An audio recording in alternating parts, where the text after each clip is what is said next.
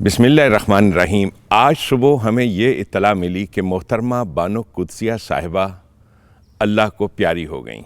ہمارے لیے وہ بمنزل والدہ تھیں اور ہزاروں پاکستانیوں کے لیے وہ بمنزل والدہ تھیں۔ آج صبح اپنے دکھ کو ہلکا کرنے کے لیے میں نے اور نائلہ نے ایلیا زار صاحبہ جو اردو بیٹھک میں کہانیاں پڑھتی ہیں، ایلیا حارث اب ان کا نام ہے، وہ ان سے اپنے دکھ کا اظہار کرنا شروع کیا تو انہوں نے مجھ سے کہا کہ اثر بھائی، یہ باتیں صرف میرے ساتھ نہ کیجیے، ان باتوں کو ریکارڈ کیجیے۔ جب کوئی انسان کسی کا پیارا گزر جاتا ہے تو ایک فلم ہے جو چلنی شروع ہوتی ہے دماغ میں، اس سے پہلی ملاقات کی، بعد کی ملاقاتوں کی، ہر ملاقات کی، اور چونکہ میرا حافظہ بہت اچھا ہے، مجھے ایک ایک لمحہ گزشتہ 40 سے زائد برس کا یاد ہے۔ وہ لمحہ جب میری ان سے پہلی ملاقات ہوئی اور وہ جو میری ان سے آخری ملاقات تھی، آج سے میرا خیال ہے چند سال پہلے جب میں پاکستان میں تھا تو میں اور نائلہ ان کے پاس ملنے کے لیے گئے، کچھ دیر باتیں ہوئیں اور ایک بات جو میں نے کہی، میں نے کہا کہ آپا، قرآن کریم میں ہے کہ جو صالحین ہیں وہ جنت میں جائیں گے، وہ جو اپنی صلاحیتوں کی نشو و نما کرتے ہیں۔ میرا یہ جملہ سن کر ایسے ٹھٹک گئیں وہ اور کہنے لگیں اثر بڑا ہی اچھا ترجمہ کیا ہے آپ نے، کیا کہنے۔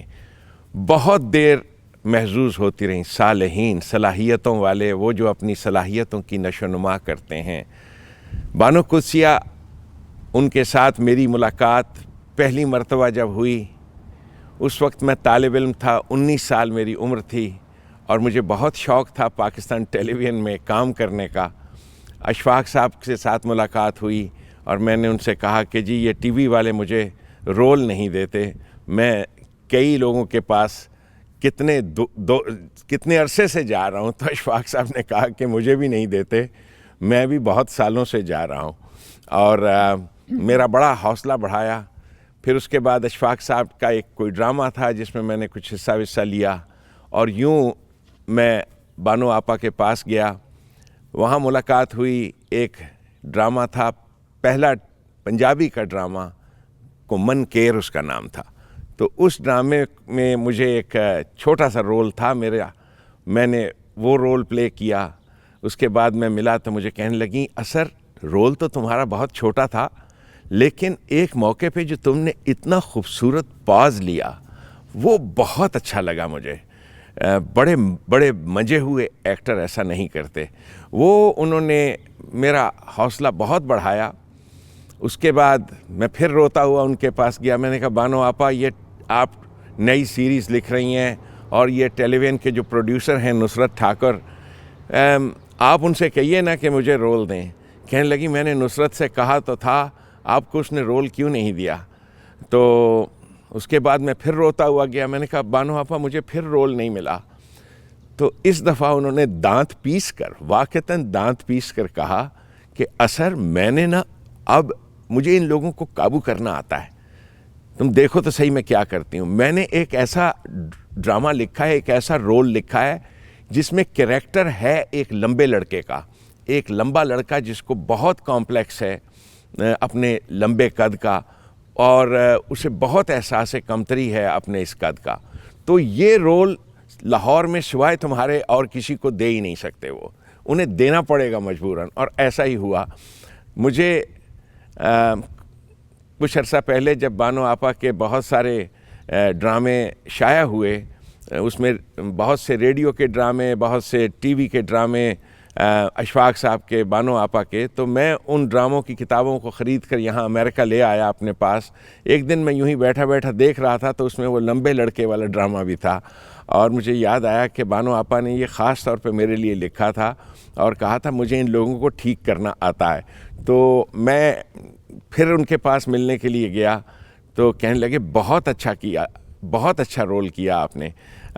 یوں وہ حوصلہ بڑھاتی تھیں۔ میں نے پاکستان ٹیلی ویژن کے کوئی 4 یا 5 ڈرامے کیے ہیں اس زمانے میں، اور شوق تھا مجھے کہ تھوڑے ایکسٹرا پیسے بھی بن جائیں، طالب علم تھا. تو ابھی جو لاسٹ ملاقات ہوئی ان سے تو میں نے کہا کہ بانو آپ نے میرا اس غریبی کے زمانے میں بڑا ساتھ دیا، میرے پاس بہت ہی ضرورت تھی مجھے پیسوں کی. تو نائلہ سے کہنے لگیں کہ نہیں، پیسوں ویسوں کی سے کوئی ضرورت نہیں تھی، یہ ایکٹر بننا چاہتا تھا. اچھا ہی ہوا نہیں بنا. تو یہ ان کے ساتھ باتیں ہوئیں. پہلی ملاقات تو مجھے ایگزیکٹلی یاد یوں ہے کہ ہماری دوست محترمہ پروین عاطف صاحبہ، جو احمد بشیر صاحب کی بہن ہیں، احمد بشیر جن کو آپ پاکستانی لوگ جانتے ہوں گے، ذوالفقار علی بھٹو صاحب کے زمانے میں جو اخبار نکلتا تھا، جس اخبار نے بھٹو صاحب کے پیغام کو پہنچایا، وہ اخبار، اس کا نام تھا مساوات، اور اس اخبار کے ایڈیٹر جو تھے حنیف رامے، اور ان کے ساتھ جو دوسرے ایڈیٹر تھے وہ تھے احمد بشیر. اور احمد بشیر کمال کے باغی آدمی تھے. وہ ان کی ہمشیرہ نے مجھ سے بانو آپا کا، کیونکہ وہ ان کی پرسنل دوست تھیں، مجھ سے باقاعدہ تعارف کرایا. پھر ان کے ساتھ میں جب ان کے گھر اس طرح سے آنے جانے لگ گیا کہ جب سنڈے کو، ہمارا ایک معمول تھا، سنڈے کو ہم نکلتے تھے. پہلے میں گلبرگ میں غلام احمد پرویز صاحب کا درس سننے جاتا، اور اس کے بعد اکثر اوقات میں بانو آپا کے گھر چلا جاتا. اور وہاں پہ جب جو ہی اندر جاتا، بڑے ہی ایک حسین انداز سے وہ دروازہ کھولتیں، اور جب وہ دروازہ کھولتیں پھر ایک خاص انداز کی مسکراہٹ، اور پھر میں اشفاق صاحب کے ساتھ تھوڑی باتیں کرتا.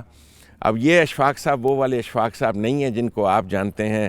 وہ اشفاق صاحب جن کی ابھی داڑھی نہیں تھی، جن کو تلقین شاہ کہتے تھے. ریڈیو پہ ان کا بہت مشہور ریڈیو ڈرامہ چلتا تھا، تلقین شاہ، اور بڑے خوبصورت انداز میں، وہ ہریانوی انداز میں پنجابی بولتے تھے اس ڈرامے میں. او ہدایت اللہ کی کری جا رہے ہیں. تو یہ جو او ہدایت اللہ تیں ترقی نہیں کرنی، تیں بورچی کا بورچی رہ جانا ہے، وہ بھی کچی پکی روٹی کا.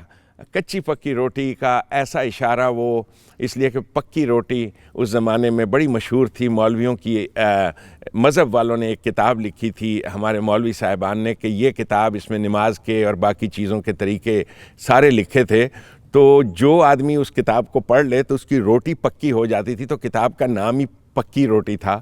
اور یہ پکی روٹی والے جو مسلمان، جن کو مولوی صاحبان کہتے تھے کہ یہ پکی روٹی والے مسلمان ہیں، ان کی پکی روٹی ہے، یہ اس کتاب کا نام ہی پکی روٹی تھا. تو اشفاق صاحب کچی پکی روٹی کا ایسے ذکر کرتے تھے اپنے ڈراموں میں. میرے ساتھ اشفاق صاحب کی ملاقاتیں جو ہیں، جب میں ان سے ملنے جاتا تو پہلی تو ایک ملاقات مجھے یاد ہے کہ ایک گلبرگ میں ان کا آفس تھا، اردو ترقی اردو بورڈ کے وہ ڈائریکٹر تھے. میں ان سے ملنے کے لیے گیا تو میں نے اپنے کیڈٹ کالج حسن عبدال کے جو بہت سارے ڈرامے تھے جن میں نے پارٹیسپیٹ کیا تھا اسکول کے زمانے میں، تو میں نے ان ڈراموں کی تصویریں ان کو دکھائیں، اور میں نے کہا کہ اشفاق صاحب یہ دیکھیے، میں اتنا ٹیلنٹڈ لڑکا ہوں، میں بیسٹ ایکٹر ایوارڈ لے چکا ہوں حسن عبدال کا، best Urdu debater, best English debater, اور میں نے اپنے سارے سرٹیفکیٹ ان کے سامنے رکھ دیے. اور میں نے کہا دیکھیے، میں لاہور میں اپنے قدم چٹخا رہا ہوں ان دروازوں پر جا جا کے کہ مجھے کوئی رول دے. میرا ریڈیو پہ کام کرنے کو ہے، میں ریڈیو آرٹسٹ بننا چاہتا ہوں، میں ریڈیو کے لیے کام کرنا چاہتا ہوں، میرے میں سارا ٹیلنٹ موجود ہے. اور اشفاق صاحب نے کہا کہ ہاں تیرے چ سارا ٹیلنٹ موجود ہے، بس جے تو میٹرک فیل ہوندا نا پھر تینوں ریڈیو والے نے ضرور رکھ لینا سی. اس انداز سے انہوں نے میرا حوصلہ بڑھایا. اشفاق صاحب کے پاس یوں ہی باتوں باتوں کے دوران ذکر چلا غلام احمد پرویز صاحب کا، تو اشفاق صاحب نے بتایا کہ یہ ان کے اتالیق رہ چکے ہیں، اور انہوں نے بچپن میں قرآن مجید وغیرہ ان سے پڑھا ہے. اور پھر اشفاق صاحب نے مجھے غلام احمد پرویز صاحب کے بارے میں جو ایک بات بتائی، جس کی میں تصدیق کرنے پرویز صاحب کے پاس بھی گیا. انہوں نے کہا کہ تجھے معلوم ہے کہ ہندوستان اور پاکستان میں کلاسیکل موسیقی پہ جو ایک آدمی ہے جو واقعتاً گرو ہے، وہ غلام احمد پرویز ہیں. تو میں نے کہا اچھا. کہنے لگے ہاں یہ تو جج بن کے جاتے ہیں مختلف مقابلوں میں کلاسیکل میوزک کے, اور کندن لال سہگل, کے ایل سہگل کے پروڈیوسر ہیں وہ, انہوں نے ہی تو کے ایل سہگل کو دنیا سے متعارف کرایا تھا. تو پھر میں شام کو بابا جی کے پاس گیا. میں نے کہا بابا جی آپ نے کبھی بتایا نہیں کہ آپ میوزک میں کتنی دسترس ہے آپ کی اور کیا. تو یوں انہوں نے اپنے بارے میں بتایا کہ کیسے کے ایل سہگل سے ان کی پہلی ملاقات ہوئی, اور کیسے انہوں نے کے ایل سہگل کو پالا اور کے ایل سہگل کے لیے پہلا گانا ریکارڈ کروایا, اور کے ایل سہگل یوں کیسے پاپولر ہوا. تو یہ سب باتیں تو الگ ہیں. آج میں بانو آپا کے بارے میں جو چند باتیں ضروری سمجھتا ہوں کرنی, وہ یہ تھی کہ میں جب ان کے گھر جاتا تو پہلی بار جب گیا تو انہوں نے کھانے کے لیے چند پھلکے بنائے. اب مجھے ہمیشہ لوگوں کے ہاں کھانا کھاتے ہوئے اس زمانے میں خاص طور پہ بہت زیادہ امبیرسمنٹ ہوتی تھی, اس لیے کہ میں عام لوگ اگر 2 یا 4 روٹیاں کھاتے ہیں تو میں بہت زیادہ روٹیاں کھاتا تھا. میرا علاقہ بھی بہت بڑا ہے. میں نائلہ سے اکثر کہتا ہوں کہ بھائی میرا سرفیس ایریا بہت بڑا تھا, اس لیے میں بہت کھاتا تھا. سو مچ سو کہ جب میں کھانا کھانے لگتا تو اکثر میری ماں دیکھتی جاتی اور مجھے کہتی کہ ابھی اور کھانی ہے بس کر. تو میں بانو جی کے گھر جب کھانے لگا تو یہ روٹیاں پکا کے لائیں 2-4, وہ تو میں ایسے ہی نبیڑ گیا. تو مجھ سے پھر اور روٹیاں بنائیں, پھر لاتی جاتی اور میں کھاتا جاتا. ان کے بیٹے بھی ساتھ بیٹھے تھے.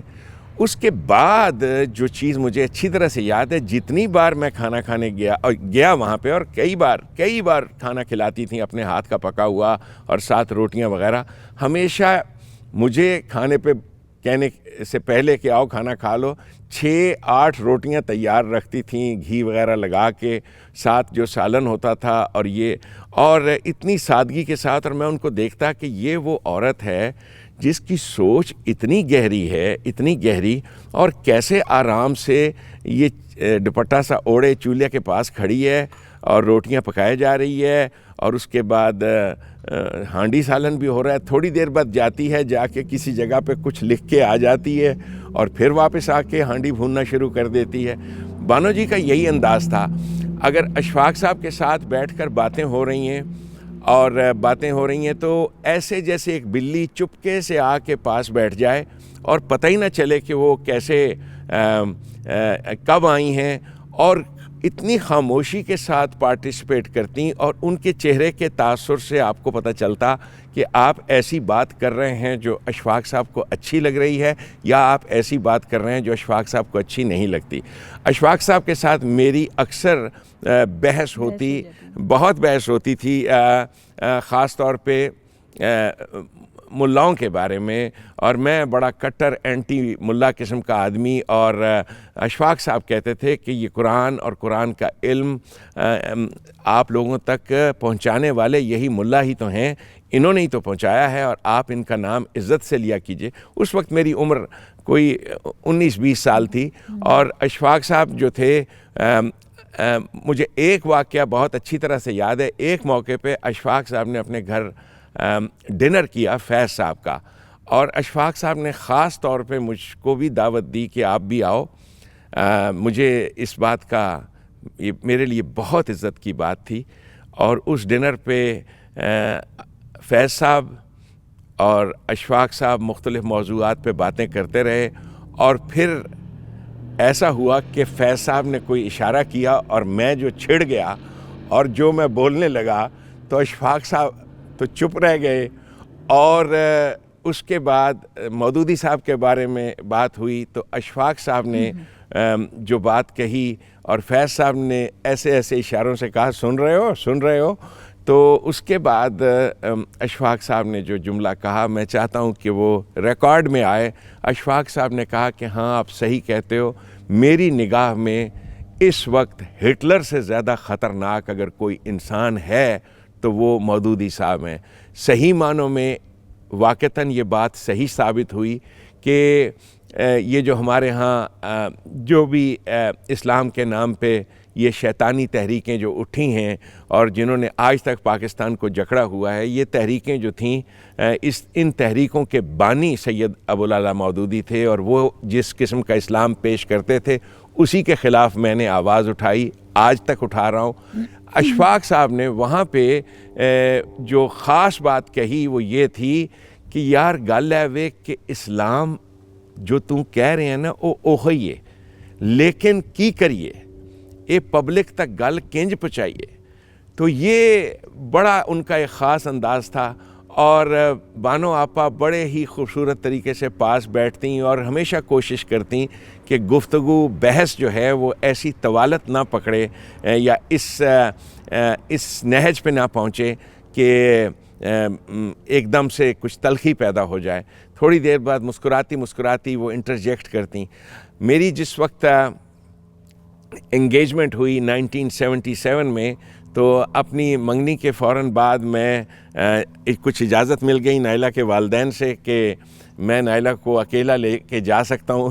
تو فاطمہ جناح میڈیکل کالج سے میں ان کو اپنی انگیجمنٹ کے بعد سیدھا پہلی بار اگر کسی کے ہاں لے کے گیا تو بانو آپا کے پاس تھا. بانو آپا ملیں اور بڑے پیار سے ملیں نائلہ سے، اور کافی دیر نائلہ اور ان کی باتیں ہوتی رہیں. پھر بعد میں مجھے کہنے لگی اثر بہت ٹھیک رہے گا، بہت اچھی لڑکی ہے. میں نے کہا ہاں مجھے بھی یہی لگتا ہے، بس آپ دعا کیجئے، ہمارے لیے دعا کیجئے. اس کے بعد 2-3 موقعوں پہ میں ان کے پاس ان کو لے کر گیا، اکٹھے جاتے تھے ہم وہاں پہ بیٹھتے. برس گزر گئے، کئی سال گزر گئے، اور میں نے نہ تو بانو آپا سے رابطہ کیا اس لیے کہ میں بیرون ملک نکل آیا. بڑا جی چاہتا تھا کہ ان کے لیے کوئی گفٹ لوں، کوئی چیز خریدوں، کچھ یہ کروں. اکثر لاہور جاتا لیکن ان سے ملاقات رہ جاتی. بڑی بدقسمتی تھی. چنانچہ لاسٹ ٹائم جب میں لاہور گیا تو میں نے نائلہ سے کہا کہ اب کی بار جو بھی ہو جائے ہمیں آپا کے گھر جانا ہے. اور تو ہمارے پاس تو ٹیلی فون وغیرہ نمبر وغیرہ تھے نہیں. ہم وہاں پہنچ گئے دونوں میاں بیوی. وہاں پہ دروازے پہ وہ جو دربان تھا، اس کو وہ جو جس نے دروازہ کھولا ان کے ہاں کا کوئی ملازم تھا، اس کو میں نے کہا کہ میرا بتائیے جا کے اور کہ میں ملنے آیا ہوں. اس نے وہیں پہ کھڑے کھڑے مجھے کہہ دیا کہ جی وہ بیمار ہیں، وہ کسی سے نہیں ملتی. تو میں نے کہا نہیں، آپ جاؤ، جا کر تاکیداً کہو کہ اسر الاسلام آیا ہے. وہ گیا، تھوڑی دیر بعد واپس آیا اور انہوں نے کہا جی آ جائیں اندر اور بیٹھ جائیں. میں اندر گیا، بیٹھا رہا. تھوڑی دیر بعد میں اور نائلہ ان کمرے کو دیکھتے رہے جس کمرے میں ہم نے بہاریں دیکھی تھیں. بڑی دنیا آیا کرتی تھی، اداکار، پرفارمرز، میوزیشین، لکھنے والے، پڑھنے والے. میں نے تو چند نام لیے: صادقین، فیض صاحب، پروین عاطف، احمد بشیر اور ممتاز مفتی صاحب. ممتاز مفتی صاحب کا ذکر آیا تو میں یہاں ذکر کر دوں کہ میں نے ایک بار، چونکہ میں آرٹسٹ ہوں، تصویریں وغیرہ بناتا ہوں، میں نے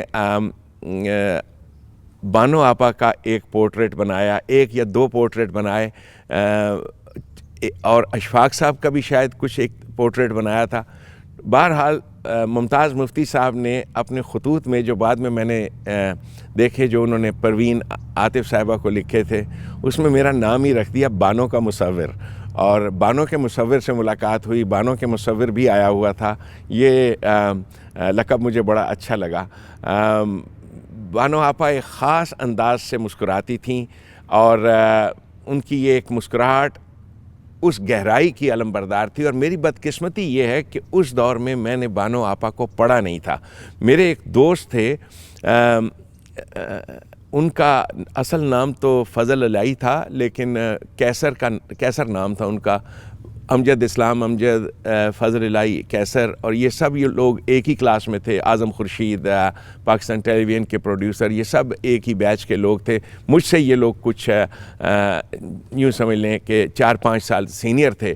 تو وہاں پہ فضل الہی، کیسر جو میرا بہت گہرا دوست تھا، اس نے مجھ سے ایک بات کہی جو مجھے آج تک یاد ہے، اور ہر اردو بیٹھک سے پہلے اور بعد میں بھی یاد رکھتا ہوں اس بات کو. اس نے، کیسر نے کہا کہ یار اشفاق صاحب بھی لکھتے ہیں، ٹھیک ہے، بہت لوگ لکھتے ہیں، اشفاق صاحب بھی لکھتے ہیں. بانو قدسیہ جو لکھتی ہے وہ جس گہرائی سے لکھتی ہے، اس گہرائی کے قریب پاکستان کا کوئی لکھنے والا کبھی نہیں پہنچ سکا. وہ وہ بہت بلند عورت ہے, وہ کسی اور ہی بلندی سے لکھتی ہے. تو میں نے جب یہ بات سنی تو مجھے یہ بات یاد تھی, لیکن مجھے تو وقت ہی نہیں تھا, میں میڈیکل اسٹوڈنٹ تھا. کچھ ایسی کتابیں سوائے بانو آپا کے چند ایک افسانے جو چند ایک وہ بھی سرسری طور پہ دیکھے تھے, پڑھنے کا مجھے اتفاق نہیں ہوا. جب ہم سعودی عربیہ میں تھے, میں اور نائلہ کام کرتے, تو اکثر ہم مختلف ادیبوں کی کتابیں لے آتے, اور میں بلند آواز میں, یہ ہماری ایک پرسنل سی چیز ہے کہ نائلہ مجھ سے کہتی ہیں کہ آپ کوئی کتاب پڑھیں, تو میں اس میں سے کوئی افسانہ, کوئی کہانی تھوڑا اونچا پڑھنے شروع کر دیتا ہوں, اور یہ ہم دونوں مل کے سنتے ہیں اس کو. اسی طرح سے انگریزی کی کتابیں ہیں, نائلہ لے کے آتی ہیں, تو اس میں سے پیراگراف کے پیراگراف پڑھ کر مجھ کو سناتی ہیں, اور میں سنتا ہوں. یوں ہمارے زندگی کے یہ 40 سال آلموسٹ ہو گئے ہیں. تو اس زمانے میں جب ہم نے یہ بانو آپا کی کتابیں وغیرہ کچھ پڑھیں, تو تب مجھے شعور ہوا کہ کتنی بلند, کس درجہ گہری باتیں وہ کرتی ہیں. آج میں فخر سے کہہ سکتا ہوں کہ بانو آپا کے جتنے بھی افسانے ہیں میں نے وہ سب پڑھے ہیں. ہماری اردو بیٹھک میں ایلیا زار صاحبہ نے تو کمال ہی کر دی. یعنی اگر وہ ذکر اس پری وش کا اور پھر بیاں اپنا والی بات ہے, ایلیا کا پڑھنا اتنا خوبصورت, اردو بیٹھک میں جان ڈال دیتی ہیں جب وہ بانو آپا کے افسانہ پڑھتی ہیں آ کے. تو وہ پڑھتی ہیں افسانے, ان کی بدولت ہزاروں لاکھوں پاکستانیوں نے ان کے پڑھے ہوئے وہ افسانے دیکھے ہیں. بانو کا جو مقام ہے اس کا تعین آنے والا دور کرے گا, اس لیے کہ ابھی اہل پاکستان کو ہمارا اتنا شعور ہی نہیں ہے کہ ہم جان سکیں کہ یہ کتنی بڑی عورت تھی اور کس لیول پہ سوچنے والی عورت تھی. میں انہیں خاتون پاکستان کہتا ہوں. میرے لیے وہ خاتون پاکستان ہیں, اور میں چاہتا ہوں کہ پاکستانی ہمارے جو ہیں, خاص طور پہ نوجوان لڑکے اور لڑکیاں, لکھنے پڑھنے والے لوگ, وہ ان کو رول ماڈل کے طور پہ اپنے سامنے رکھیں کہ ایک عورت کیسے ہانڈی روٹی بھی کرتی ہے, ایک اشفاق صاحب جیسے ایک ہسبینڈ کے ساتھ بھی رہتی ہے, 3 اس کے بیٹے بھی تھے, اس کے علاوہ پبلک ریلیشننگ, لوگوں سے میل ملاقات, جو بھی ایک پروفیشن رول ماڈل تھیں, ایک کمال رول ماڈل تھیں وہ ہم سب کے لیے. اور ہم دونوں نے جو زندگی کے, یعنی ہمارے پاس تو کوئی ایسے پیرنٹس کے حساب سے تو کوئی ایسے رول ماڈلز ہمارے پاس تھے نہیں کہ ہم کہتے کہ جی ہمارے والدین ہمارے لیے بہت سے پہلوؤں میں, آف کورس آپ کے والد صاحب, میرے والد صاحب, میری والدہ بڑے ہی اچھے انسان تھے اور بہت اچھے رول ماڈلز بھی تھے. لیکن علم و ادب کی راہ پہ چلنے والے لوگ, ان کے لیے قدسیہ آپا ہمیشہ کے لیے ایک رول ماڈل رہیں گی. اور لوگ, میں چاہتا ہوں کہ انہیں پڑھیں, ان کے افسانوں کو ایسے نہ پڑھ جائیں بلند آواز سے. اگر آپ فیملی والے ہیں تو اپنے میاں بیوی بچے اکٹھے مل کے بیٹھ کے پڑھیں اور ان کو پڑھائیں. کتنی گہری وہ بات کرتی ہیں. میں ایک بات کا خاص طور پہ ذکر کرنا چاہتا ہوں. جب میں کینسس میں تھا, آج سے کوئی 20 سال پہلے کی بات ہے, تو ایک دن میں اور نائلہ اپنے گھر کے جو پیچھے ایک بیلکنی سی تھی وہاں پہ بیٹھے, دھوپ میں ایسے ہی جیسے اب بیٹھے ہیں, لیکن وہ ایک ہائر سٹوری پہ تھی, تو بیٹھ کے شام کے وقت بانو آپا کا کوئی افسانہ پڑھ رہے تھے. وہ پھر ریکارڈ کیا, سی ڈی بنائی. ہاں, وہ ریکارڈ بھی کیا, سی ڈی بھی بنائی, لیکن وہ بعد میں ریکارڈ کیا. اس وقت ایسا ہوا کہ میں جو اس کو پڑھ کے, میں نے اس افسانے کو جب پڑھ چکا, تو اس دن ایک بڑی سٹرینج مسٹیریس بات ہوئی. میں ان باتوں کا, جیسا کہ آپ لوگ جانتے ہیں, ایسی عجیب و غریب باتوں کا میں ماننے والا نہیں ہوں, لیکن اسی دن میں نے شام کو فون کیا. لاس اینجلس میں رہتے تھے ہمارے دوست, اللہ انہیں جنت نصیب کرے, لطف المنان صاحب. لطف المنان خان صاحب جو تھے لاس اینجلس میں, بڑے پڑھے لکھے آدمی, بہت بے حد عظیم آدمی. ان کو میں نے فون کیا, تو میں نے کہا کہ خان صاحب مجھے اشفاق صاحب کے ساتھ بڑا دل کرتا ہے. کہنے لگا میری تے حالی کل ہی گل ہوئی ہے انہاں نال. تے میں کیا اچھا, تو کہنے لگے ہاں وہ کینیڈا آئے دے نے اپنے بیٹے دے کول تے میں تیرا ذکر کیتا سی. تو کہنے لگے وہ کھچرا کتے ہے اور اس طریقے سے تیرا پوچھ رہے تھے. تو میں نے کہا کہ اچھا مجھے ان کا کینیڈا کا نمبر دیں. اینی ہاؤ جو بات خاص تھی, منان صاحب نے مجھے کہا کہ میرے پاس ان کے بیٹے انیک کا نمبر ہے. میں نے کہا اچھا وہ انیک امریکہ میں ہوتا ہے. تو انیک کا انہوں نے نمبر دیا. میں نے اسی وقت اس نمبر کو کال کیا تو وہ کسی اور اسٹیٹ میں جو مجھے یاد نہیں, انیک کی میری لینڈ میں یا کسی جگہ شاید وہ وہاں پہ ان کی مسز بولیں. تو انہوں نے کہا کہ انیک تو آج کینسس گئے ہوئے ہیں کسی میٹنگ کے لیے اور فلاں ہوٹل میں ٹھہرے ہوئے ہیں, اور وہ ہوٹل جو ہے اتفاق کی بات ہے جہاں پہ میرا گھر تھا اس سے کوئی 2 میل دور تھا.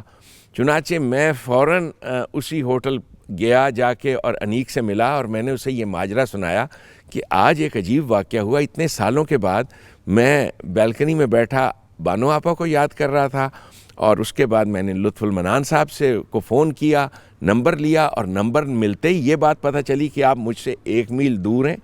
اور یہ ایک کیا عجیب قسم کی یہ مقناطیسی طاقتیں چل رہی ہیں. تو کہنے لگے ہاں امی ہمیشہ ان باتوں کا ذکر کرتی تھیں, ESP وغیرہ اور ایکسٹرا سینسری پرسیپشن کو وہ بہت مانتی تھیں. اور میں نے کہا ہاں کچھ ایسی چیز ہے.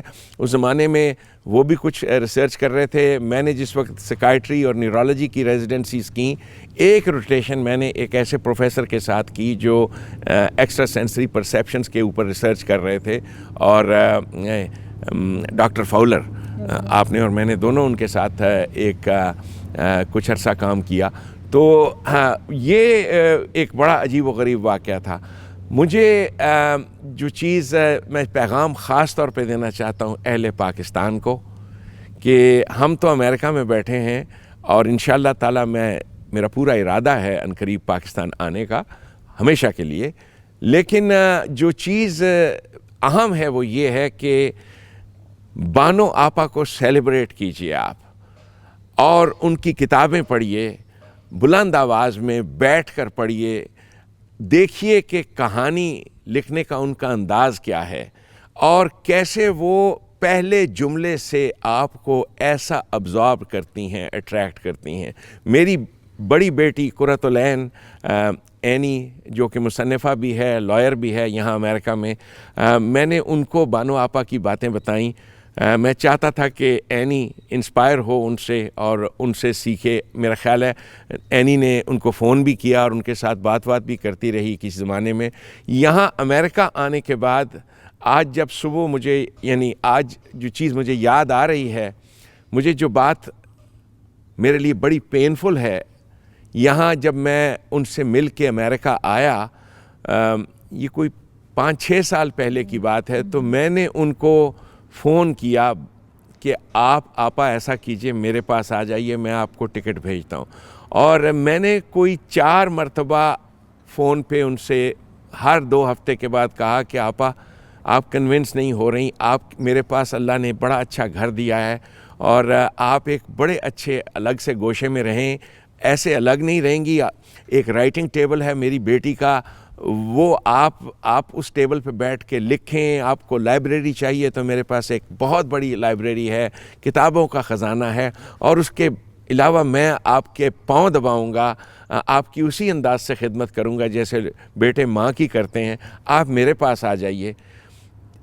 آخری بار جب بات ہوئی تو میری بات سن کے کہنے لگی, اثر میں سوچوں گی تو اتنا اصرار کرتا ہے نا, مجھے شرم آتی ہے, مجھ سے لاہور چھوڑا نہیں جاتا, میں لاہور ہی رہنا چاہتی ہوں. میں نے پھر بڑی انکساری کے ساتھ پروین عاطف صاحبہ سے ذکر کیا کہ میں بانو جی سے بہت کہتا ہوں, تو پروین نے مجھ سے کہا کہ اثر وہ کسی کی بات نہیں مانتی, میں کئی بار ان سے کہہ چکی ہوں اس بارے میں. تو آج جب یہ خبر آئی تو مجھے بس یہ بات بہت یاد آئی.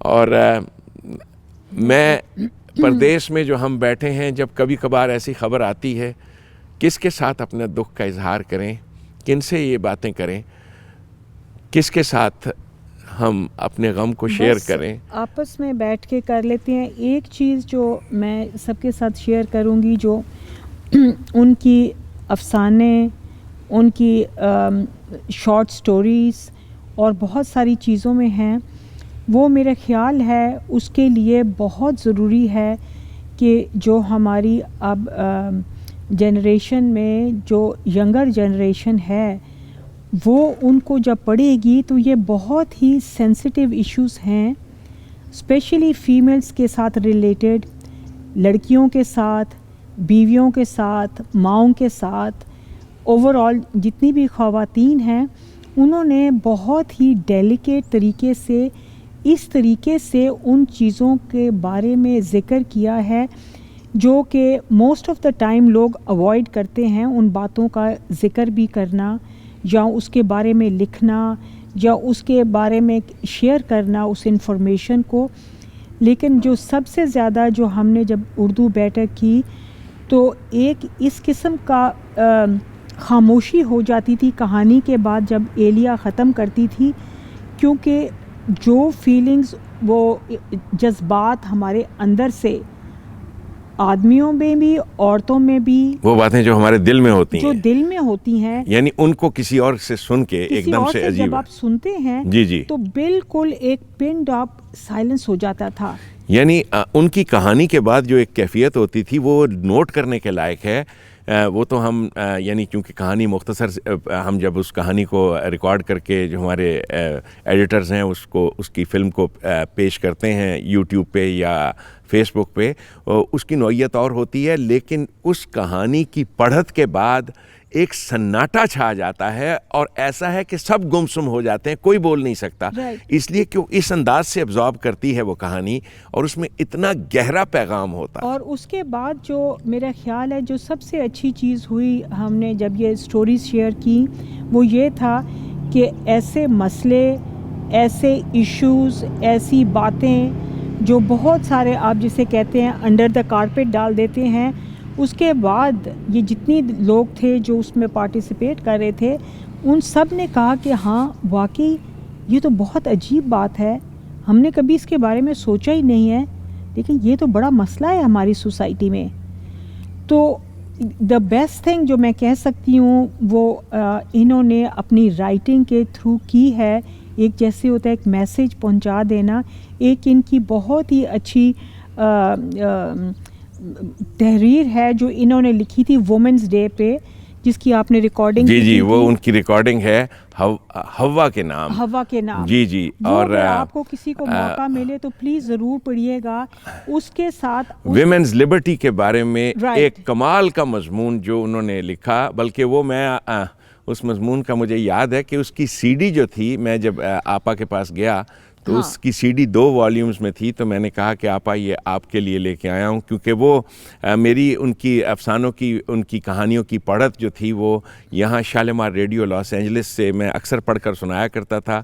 ان کی چند ایک کہانیاں یہ قائداعظم.com جو ویب سائٹ ہے ہماری اس پہ بھی موجود ہیں. تو لیکن یہ ہے کہ یہ جو ہوا کے نام ان کا جو مضمون ہے وہ بہت وہ کمال ہے، بہت موونگ ہے. اور جب ہم نے یہ سی ڈی ان کو جب لاسٹ ٹائم ان کے ساتھ ملاقات ہوئی تو میں نے ان سے کہا دیکھیں اثر نے یہ ایک سی ڈی بنائی ہے اور ہم نے اس کی بہت کاپیز بنا کے، کیونکہ میں چاہتی ہوں کہ ساری عورتیں، ساری لڑکیاں اور سارے آدمی بھی جو ہیں وہ اس کو سنیں اور اس سے آپ کو جو میسج ملتا ہے. تو کہنے لگی کہ یہ بڑا اچھا آئیڈیا ہے کہ اس طریقے سے تو بہت سارے لوگ، کیونکہ پڑھنے کا ٹائم تو بہت لوگوں میں نہیں ہوتا ہے، تو میں نے کہا کہ میرا دل یہ کرتا ہے اور اس لیے میں اثر سے کہتی ہوں کہ آپ اس کی سی ڈی بنائیں یا ریڈیو پہ، تاکہ جب بھی کسی کے پاس ٹائم ہو، کیونکہ یہاں پہ اب ایک کہتے ہیں کہ it's renewal of listening to stories, کیونکہ اس سے جب آپ بار بار چیزوں کو سنتے ہیں تو بہت سارے جو میسیجز ہیں ان کا ایک بڑا اچھا سا ایک ڈفرینٹ طریقے سے امپریشن رہ جاتا ہے. تو ان کی سی ڈیز وغیرہ جو ہیں اس کا یہ تھا کہ میں نے جو چیز پڑھی ان کے لیے یعنی ان کی تحریر، تو میں نے کہا کہ آپا یہ ان کو ضرور سنیے گا، یہ میں نے آپ کے لیے خاص طور پہ لے کے آیا ہوں. تو انہوں نے کہا کہ یہ بیسٹ طریقہ ہے ان کہانیوں کو پبلک تک پہنچانے کا، اب لوگوں کے پاس پڑھنے کا ٹائم نہیں ہے. تو میں نے کہا کہ ہاں آپا، میں آپ کی جتنی زیادہ کہانیاں ہیں جو میرے بس میں ہے میں ان کو پڑھ کر شالیمار ریڈیو سے بھی نشر کرتا ہوں، لیکن میرے پاس ایک بہت اچھی پڑھنے والی خاتون ہے ایلیا، تو ایلیا بہت اچھا پڑھتی ہیں. تو یہ بات ان کے ساتھ ہوئی. ایسے ایک ان کے ان انداز میں، ان کے ہاتھ میں ایک اتنا پیار، جس طریقے سے نائلہ کے ساتھ انہوں نے پیار سے، یعنی نائلہ کو چومنا شروع کیا اور ہاتھ کو چومتی جائیں، نائلہ کو دعائیں دیتی جائیں، اور اتنے پیار سے، یعنی اٹ واز ریئلی ایک اتنی موونگ چیز تھی جیسے ایک ماں کرتی ہے. میں نے آپا سے کہا، میں نے کہا آپا آپ کو تو معلوم ہے میں اپنے آپ کو ہمیشہ سے ایک یتیم سا بچہ کہتا رہا ہوں، آپ میرے لیے ماں تھیں، ریئلی ایک ماں. آپ نے مجھے زندگی کے مختلف پہلوؤں کے مختلف موقعوں پہ، زندگی کے مختلف موقعوں پہ آپ نے مجھے بہت اچھا گائیڈ کیا، اور جیسے ایک ماں کرتی ہے. اور واقعتاً اپنے بچوں کی طرح اسیر اس زمانے میں بہت چھوٹے تھے، جو سب سے چھوٹے بیٹے تھے. پھر انیک بہت اچھا گاتے بھی ہیں، بہت اچھا گاتے تھے، ایٹ لیسٹ مجھے اس زمانے میں یاد ہے. پھر انیک جو بڑے ہیں سب سے، اتنا خوبصورت وہ لکھتے بھی تھے، ڈرامے بھی لکھنے لگ گئے بعد میں نے سنا. میں تو پاکستان سے یعنی نکلے ہوئے مجھے کتنے سال ہو گئے، اوور 35 ایئرز ہو گئے. یہاں امریکہ میں جب انہوں نے، میرا بہت آرزو تھی کہ وہ یہاں امریکہ تشریف لاتی. آئی تو وہ ضرور ہیں، بلکہ ان کی جو آخری کتاب ہے، ایک کتاب ان کی حاصل گھاٹ، وہ شاید اسی کے بارے میں، امریکہ ہی کے بارے میں ہے. بڑی خوبصورت کتاب ہے، امریکہ میں جو پاکستانیوں کی زندگی ہے اس کے بارے میں. تو یہ تمام چیزیں جو ہیں، بانو آپا ہم سب کے لیے ایک بہت قیمتی سرمایہ ہیں. پاکستان کے نوجوان بچے، لڑکے لڑکیاں، آپ سب کے پاس بانو قدسیہ بہت بڑی دولت ہے. لقب، ٹائٹل، اعزاز کے لیے 4 فروری کو ان کا دن منانا، یوم بانو قدسیہ، یوم خاتون پاکستان، آنے والا دور یہ سب کچھ کرے گا. میں یہ جانتا ہوں کہ ان کا مقام، پاکستان کا آنے والے دور میں اہل پاکستان بانو قدسیہ کو کیا مقام دیں گے، یہ تو وقت ہی بتائے گا. میں انہیں خاتون پاکستان، اور میں جانتا ہوں آنے والے دور میں 4 فروری کو لوگ سیلیبریٹ کریں گے پاکستان کی اس بیٹی کو، جس نے اہل پاکستان کو ہوپ، امید، ایمان، یہ تمام دولتیں دیں، اور ساتھ ہی مسکراہٹیں بھی دیں، آنسو بھی دیے، ایجوکیشن دی، انلائٹنمنٹ دی. سیدنا مریم علیہ السلام کا عطا کردہ نور جو تھا، وہ بانو قدسیہ کے ذریعے سے خلق خدا اہل پاکستان کو ملا، اور وہ لاکھوں فرزند مریم کے، پاک مریم کے، مقدس مریم کے لاکھوں فرزند اس نور سے منور پاکستان میں دیے روشن کر رہے ہیں. میں اب آپ سب کے لیے ایک میسیج جو دینا چاہوں گی، اور میں نے ان کو جو اپنے لیے رول ماڈل بنایا وہ یہ تھا کہ سمپلسٹی کے ساتھ، اور جو آپ اپنے خلوص کے ساتھ اچیو کرنا چاہتے ہیں وہ آپ کو ہمیشہ ملے گا. اس میں آپ کو تصنع یا اپنے آپ کا یہ سوچ کے کہ بھی آپ کو لوگ جج کر رہے ہیں برانڈ نیمز کے ساتھ یا چیزوں کے ساتھ، مجھے سب سے زیادہ جو ان سے انسپائریشن ملی تھی کہ اتنی سمپل ان کی لیونگ، ان کے رہنے کا جو طریقہ، ان کی جو ڈیپ سوچ تھی اور جو عملی زندگی تھی، وہ ہم سب خواتین کے لیے ایک رول ماڈل تھیں. تو وہ اپنی بانو قدسیہ تھیں، اور پہلے بھی تھیں، ابھی بھی ہیں، اور ہمیشہ رہیں گی.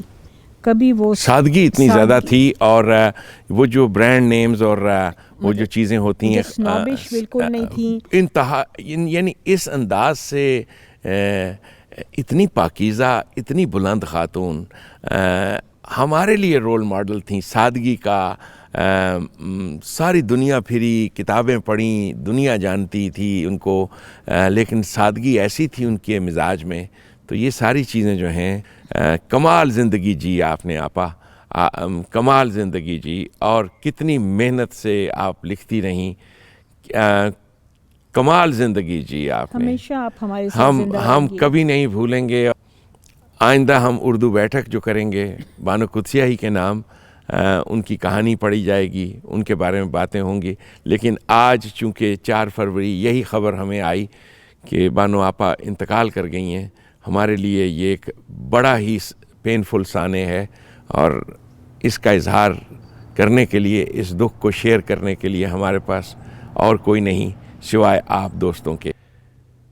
اللہ تبارک تعالیٰ آپ سب کو توفیق دے کہ آپ بانو قدسیہ کو پڑھو، اور خاص طور پہ آپ لڑکیوں کو توفیق دے کہ آپ سب قدسیہ جیسی بن جاؤ. ربنا تقبل منا انک انت السمیع العلیم.